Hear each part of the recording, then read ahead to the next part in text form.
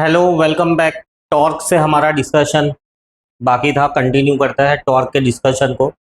ये कुछ logical questions है जो टॉर्क को समझने में हेल्प करेंगे। क्वेश्चन कुछ ऐसा है, who will produce more movement. तो ये क्वेश्चन नंबर 1 है और ये क्वेश्चन नंबर 2 है। बताओ मुझे कौन ज़्यादा टॉर्क प्रोड्यूस करेगा। ये है ए, ये है बी, राइट, ये है सी और ये है डी। तो ए और बी में से कौन ज्यादा मूवमेंट प्रोड्यूस करेगा, सी और डी में से कौन ज्यादा मूवमेंट प्रोड्यूस करेगा। कैलकुलेट कर सकते हो, बता सकते हो। सो देखो इधर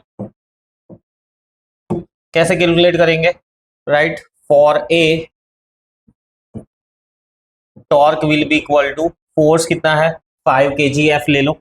राइट, तो फोर्स इंटू परपेंडिकुलर डिस्टेंस। अब डिस्टेंस देखो कहां से काउंट करना है, एक्सिस ऑफ रोटेशन से। तो ये रहा एक्सिस ऑफ रोटेशन से, यहां से लेके यहां तक का डिस्टेंस कितना है।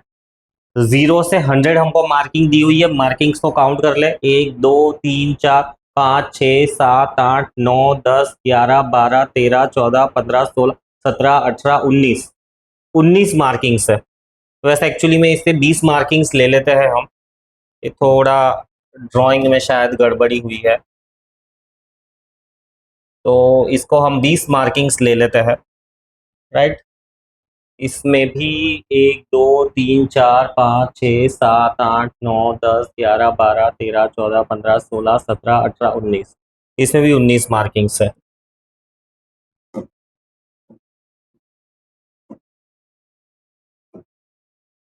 तो ये मैंने एक मार्किंग और बढ़ा दी, 20। यहाँ पर भी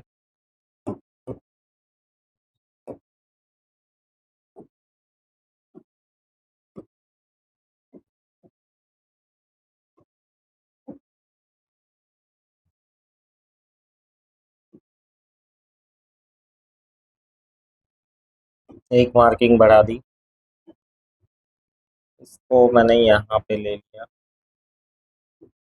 इसको मैंने पे ले।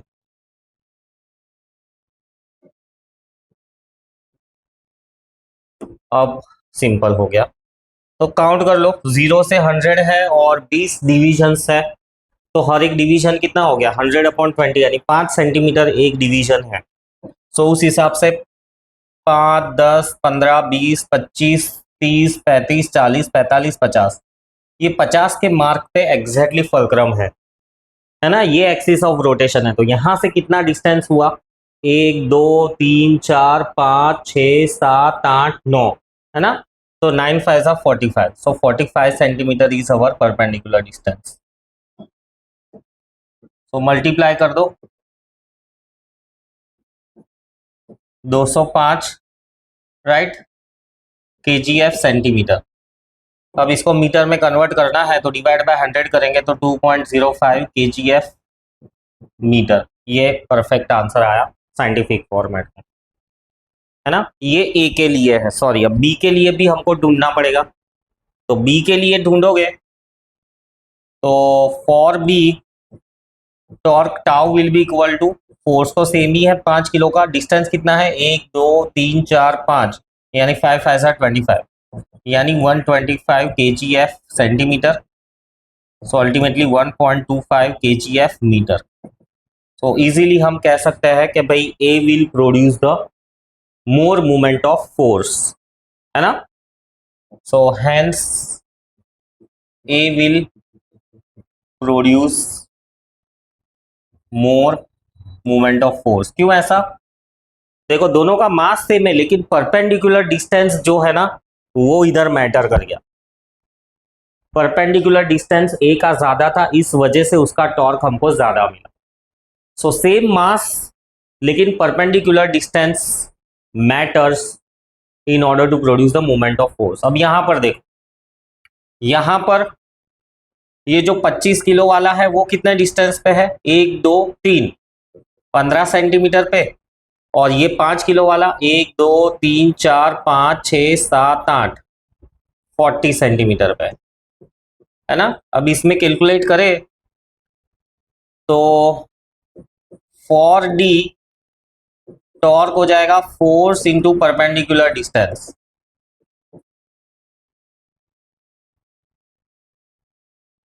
375 यानी हो जाएगा 3.75 kgf मीटर। और सी के लिए कैलकुलेट करें तो टॉर्क हो जाएगा फोर्स इंटू परपेंडिकुलर डिस्टेंस है 40, 200 यानी हो जाएगा 2 kgf मीटर। अब देखो, है ना, परपेंडिकुलर डिस्टेंस कम है बट ओवरऑल फोर्स ज्यादा है, इस वजह से टॉर्क ज्यादा है। तो टॉर्क डिपेंड करता है फोर्स पे भी, परपेंडिकुलर डिस्टेंस पे भी, राइट। अगर ह्यूमन एफर्ट्स की बात करें तो हम कम से कम फोर्स में टॉर्क जनरेट करना चाहेंगे, जिसके लिए हमको डिस्टेंस मैक्सिमम रखना पड़ेगा। आगे बढ़ते हैं, application of moment of force, right. अब कई सारे इसके एप्लीकेशंस है। सो सब एप्लीकेशंस का ना ये कॉमन आंसर है कि भाई more the perpendicular distance more is the torque, right. या तो फिर ऐसा भी लिख सकते हो, if the perpendicular distance from the axis of rotation is more than the torque produced will be more for the lesser effort. ये जो मैं ह्यूमंस के बारे में इन टर्म्स ऑफ ह्यूमंस में जो कह रहा हूँ कि भाई हमको हमारा ह्यूमन एफर्ट तो लेस लगाना है, तो अल्टीमेटली जितना ज़्यादा परपेंडिकुलर डिस्टेंस होगा ना, उतना कम एफर्ट में हम ज़्यादा से ज़्यादा टॉर्क प्रोड्यूस कर पाएंगे। सो यहाँ पर भी एक क्वेश्चन कुछ ऐसा ही बनता है कि why the handle of the spanner is longer. तो सिंपल आंसर है, longer the handle of spanner lesser will be the effort required to produce the torque। और चाहो तो आगे लिख दो, टू ओपन द नट, है ना। Hand flour grinder, handle of hand flour grinder is at the edge, एकदम कोने पे दिया रहता है हैंडल। क्यों? क्योंकि this increases the this increases the perpendicular distance, hence for lesser human effort more torque can be generated। पहले के ज़माने में यूज़ होता था ये आटा पीसने के लिए, ऐसे ऐसे ये चक्की घुमाते थे तो आटा पीसता था, यहाँ से गेहूं डालते थे, साइड में से पीसा हुआ आटा नीचे आता था, दोनों पत्थरों के बीच में फ्रिक्शन रहता था, पत्थर भी उबड़ खाबड़ रहते थे और उन उबड़ खाबड़ पत्थरों की वजह से जो गेहूं था वो पीस जाता था।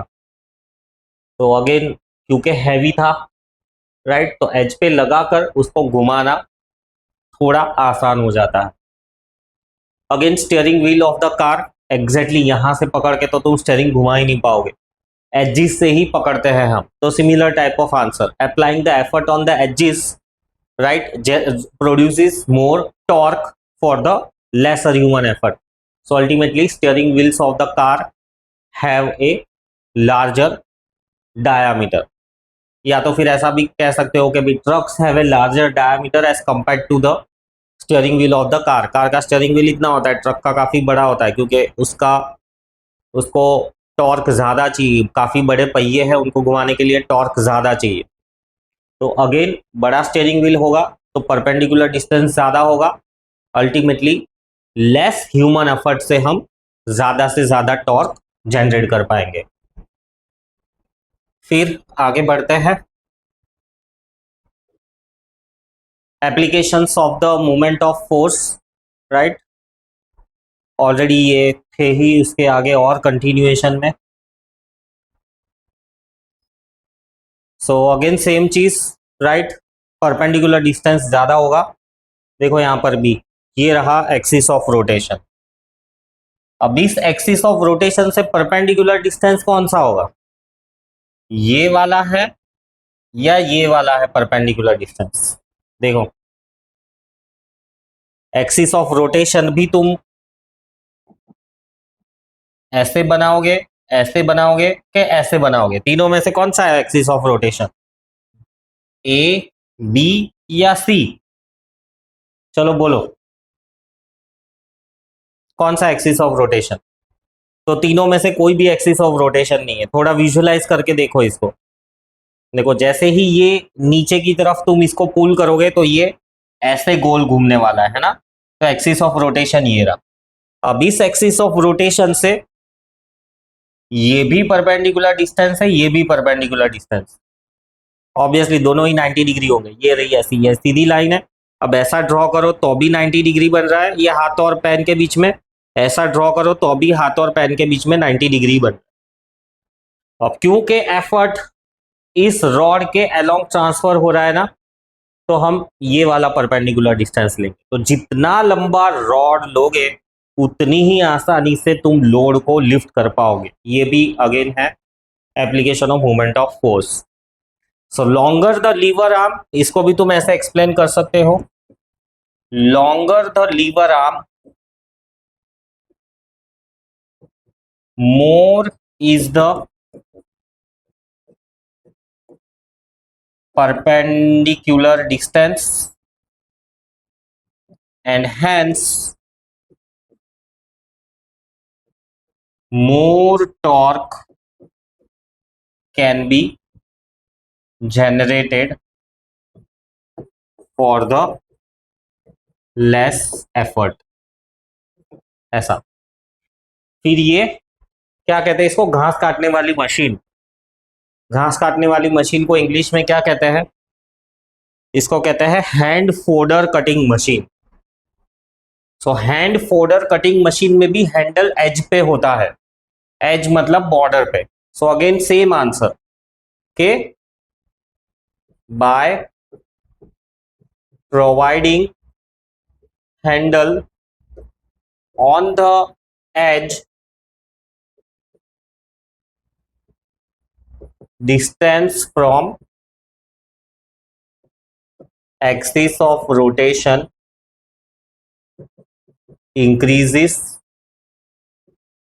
hence more torque can be generated for the less effort।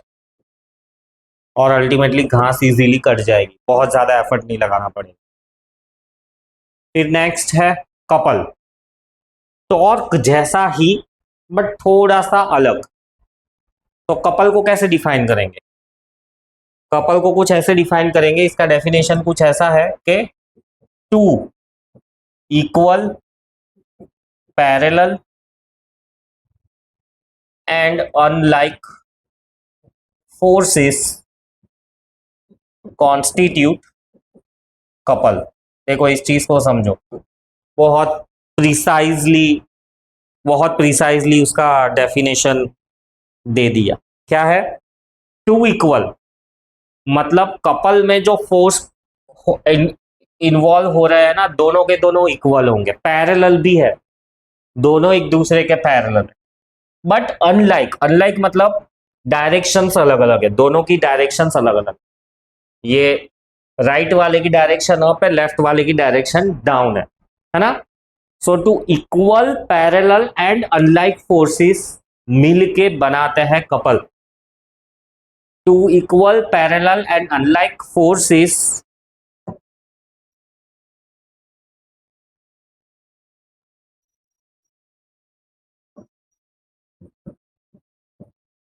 acting along same axis of rotation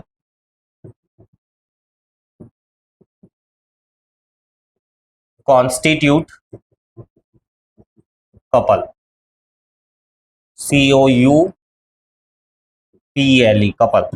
दो फोर्स है ना, इसलिए वर्ड कपल इंग्लिश वर्ड है ये, है ना, हस्बैंड वाइफ की पैर, कपल, तो वैसे ही एफ एफ दोनों ही फोर्स है तो कपल। अब क्या डिफरेंस है कपल में और टॉर्क में, ये बताओ। चलो फिगर देख के ये आंसर दो कि क्या डिफरेंस है कपल में और टॉर्क में। तो डिफरेंस यही है कि ये एक्सिस ऑफ रोटेशन रहा, ये परपेंडिकुलर डिस्टेंस और ये वाला फोर्स मिलके बनाएंगे टॉर्क 1, ये वाला फोर्स और ये वाला परपेंडिकुलर डिस्टेंस मिलके बनाएंगे टॉर्क 2। अब ये दोनों टॉर्क को ऐड कर देते हैं तो हमको मिलता है कपल। फॉर श्योर दोनों ही टॉर्क इक्वल ही होंगे और couple will be equal to torque 1 plus torque 2। ये चीज ध्यान रखो। परपेंडिकुलर डिस्टेंस भी जो है ना, ये R1 R2 ये भी सेम ही होंगे, फॉर श्योर सेम होता है। सो टॉर्क का ही कॉम्बिनेशन या तो torque multiplied by 2 becomes couple. देखो यहां पर भी फोर्स दोनों ही सेम होंगे फॉर श्योर। ये ऐसी कंडीशन में भी जब हमको किसी चीज को खोलना हो, मतलब एक हाथ से जो टॉर्क जनरेट होगा ना, अगर वो सफिशिएंट ना हो तो अरेंजमेंट कुछ ऐसा होता है। अब इस अरेंजमेंट में डबल डबल फोर्स की वजह से ना उसको ऐसा घुमाना बहुत आसान हो जाता है।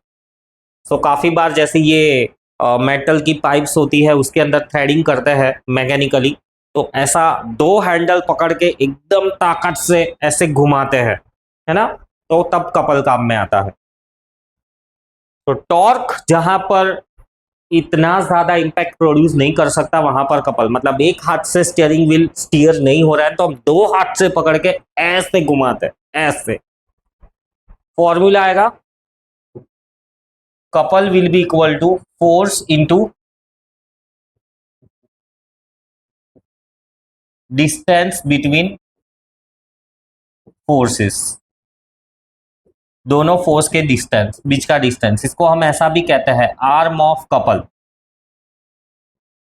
ये जो डिस्टेंस है ना, इस डिस्टेंस को हम कहते हैं, ये distance, distance between the two forces, इसको हम arm of couple.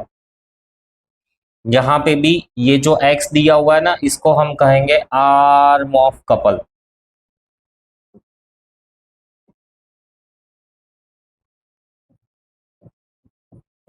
Arm of couple.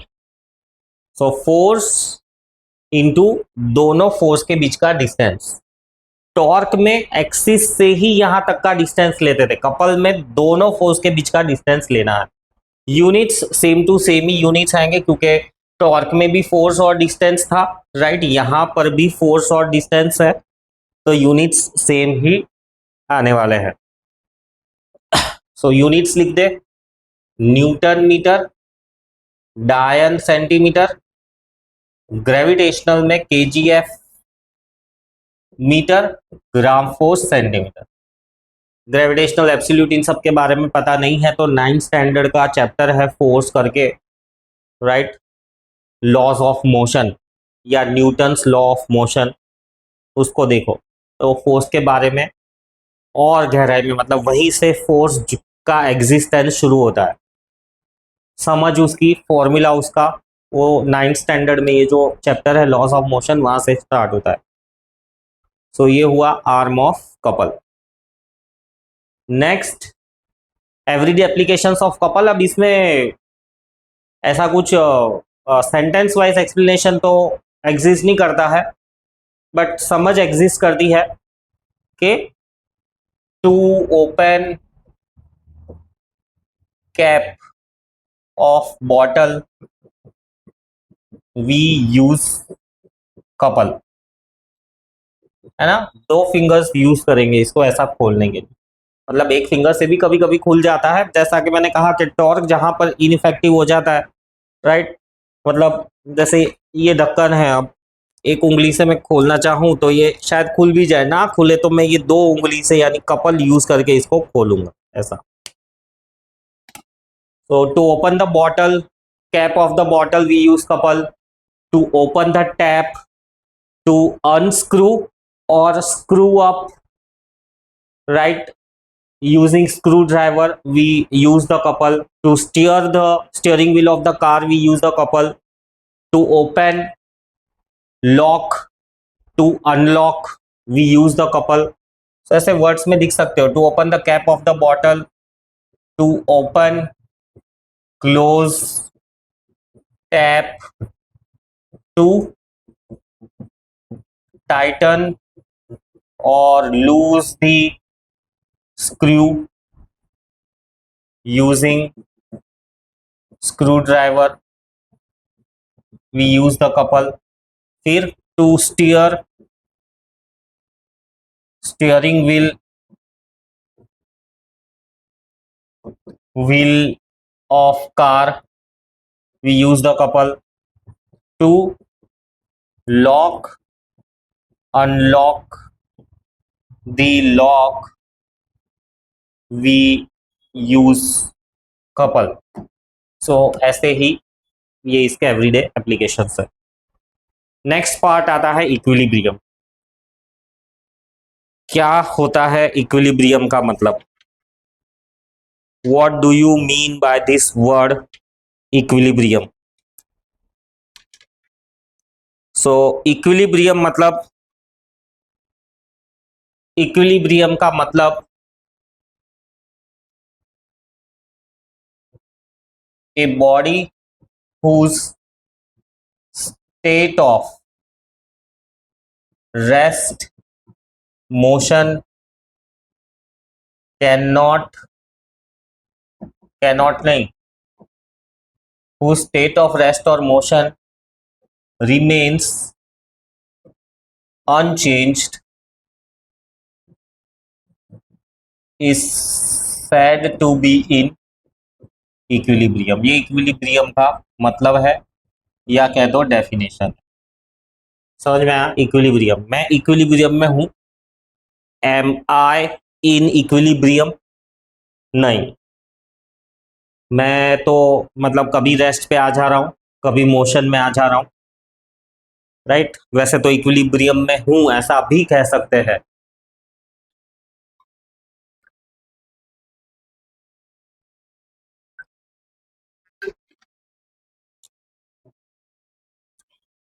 So equilibrium word को, जैसे ये मैं चल रहा हूं तो मेरा स्टेट ऑफ मोशन वही का वही है. हाँ, मैं इक्विलिब्रियम में हूं.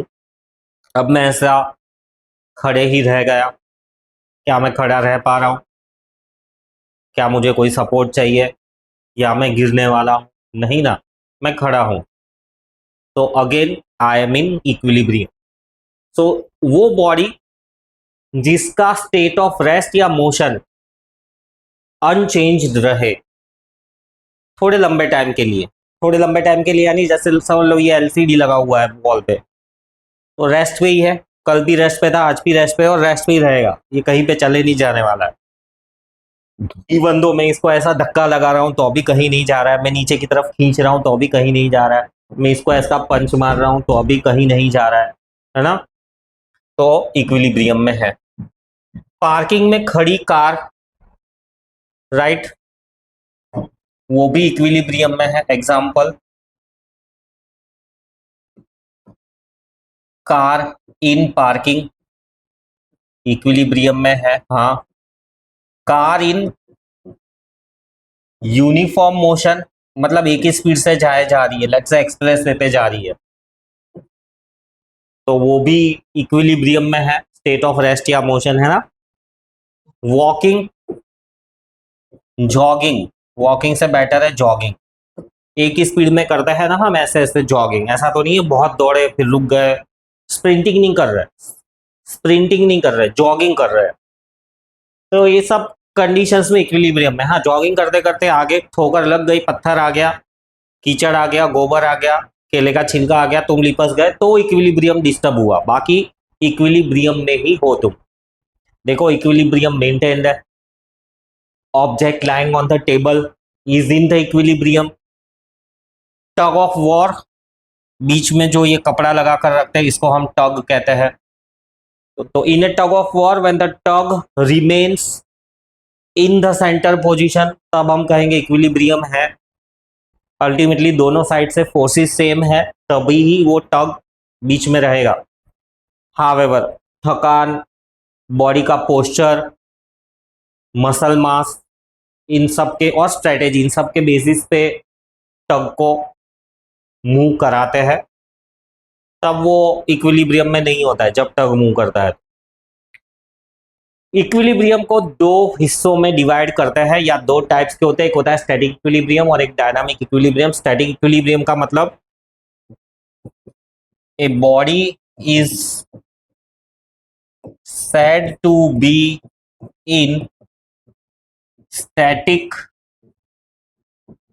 equilibrium if its state of rest does not change even under effect of multiple forces. इसमें थोड़ा सा ऐसा कंक्लूजन ऐड कर दो, ultimately summation of the forces is 0। देखो इस चीज को आप समझो, बॉडी इक्विलिब्रियम में है, स्टैटिक इक्विलिब्रियम में है। देखो book lying on the table is in the static equilibrium, है ना।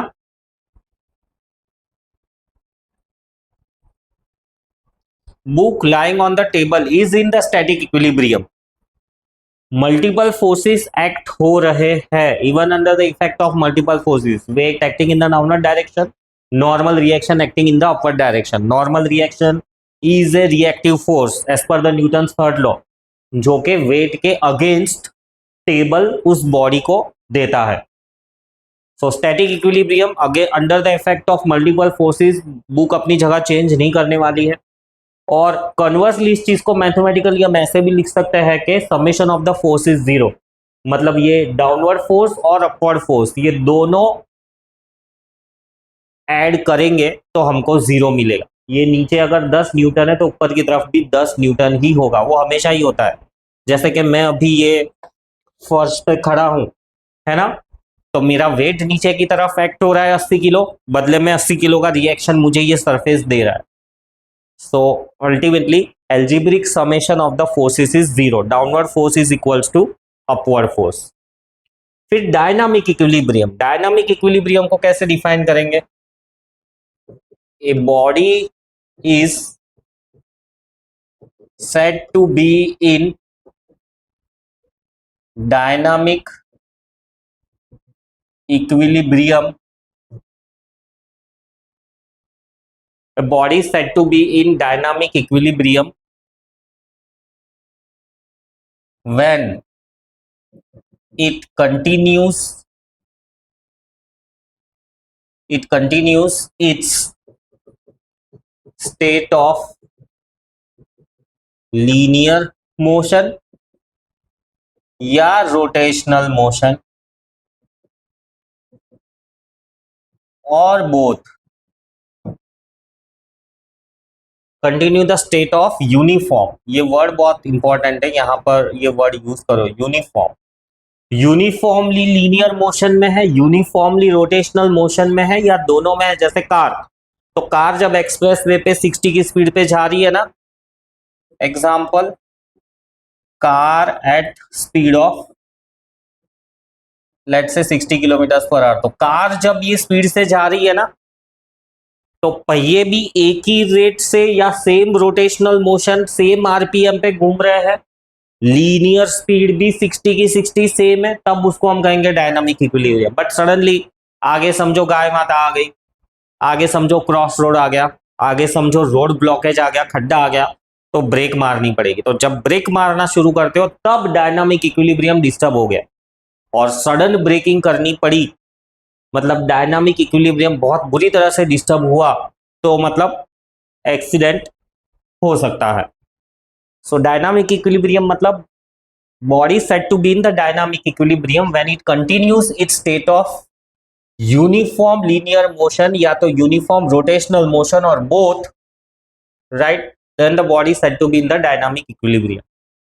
डायनामिक इक्विलिब्रियम को हम ट्रांसलेशनल और रोटेशनल दोनों में डिवाइड कर सकते हैं।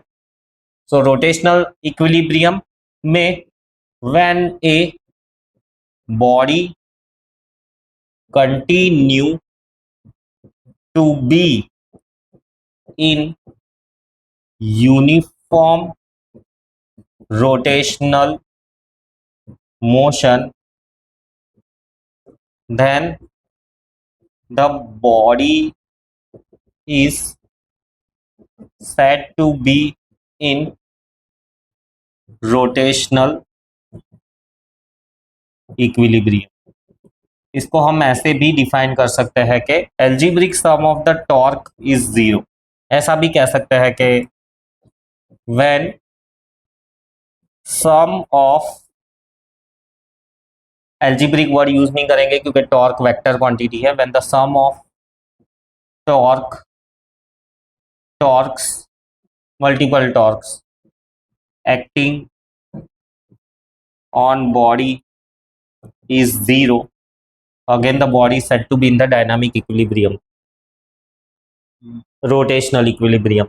यहाँ पे भी ये इसके कन्वर्सली ऐसा लिख सकते हो कि body is said to be in the static equilibrium if the summation of the forces is zero. ये summation का सिंबल है, मतलब बहुत सारे टॉर्क का सम, बहुत सारे फोर्स का सम. और वैसे ही ट्रांसलेशनल मोशन को भी हम डिफाइन कर सकते हैं कि when a body continue to be in uniform, when a body continue to be in a uniform state of linear motion, body is said to be in translational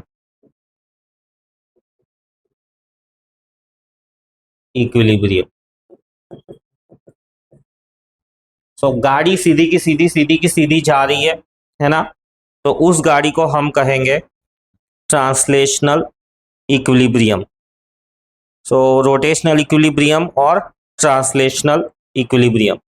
translational equilibrium में summation of force zero होगा, translational equilibrium में summation of force zero नहीं होगा. मतलब कोई भी एक direction में फोर्स डोमिनेट करेगा, ये दोनों एक दूसरे को कैंसल आउट कर देंगे. ये फ्रिक्शन का फोर्स और ये वाला फोर्स, तो force applied minus frictional force equal to constant. So एक कांस्टेंट फोर्स एक्ट होता रहेगा, ऐसा ये एक वर्ड ऐड कर सकते हो. एक constant force acts in the direction of motion. जिस डायरेक्शन में कार जा रही है ना, उसी डायरेक्शन में कांस्टेंट फोर्स इंजन प्रोड्यूस कर रहा है. अल्टीमेटली ट्रांसलेशनल इक्विलिब्रियम में है बॉडी. फिर नेक्स्ट आता है कंडीशंस फॉर द इक्विलिब्रियम. अब हमारे पास है ट्रांसलेशनल और हमारे पास है रोटेशनल इक्विलिब्रियम. तो दोनों को मिला के टोटल इक्विलिब्रियम है ये. ना तो हम ट्रांसलेशनल की बात कर रहे हैं, ना ही सिर्फ रोटेशनल की, टोटल इक्विलिब्रियम की, ओवरऑल. तो ओवरऑल बात करें तो for translational equilibrium, right, translational equilibrium के लिए क्या कहोगे? मतलब ट्रांसलेशनल इक्विलिब्रियम, स्टैटिक इक्विलिब्रियम,